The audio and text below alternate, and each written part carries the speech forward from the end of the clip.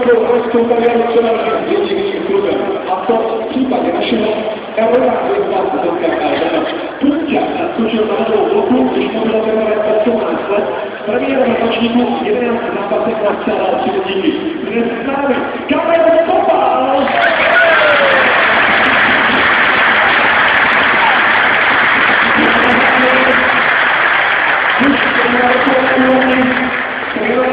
Sportovním institucím, fotbalu a hokeji. Výčet na úspěchu je naprosto informační. Na Větnamové 95 získal na mistrovství světa titul nejlepšího střelce, o 6 let později titul nejlepšího útočníka.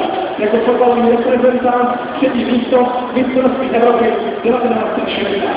Anketě o nejlepšího hráče planety všech dob jasně zvítězil. Přichází legenda Vlastimil Vukín!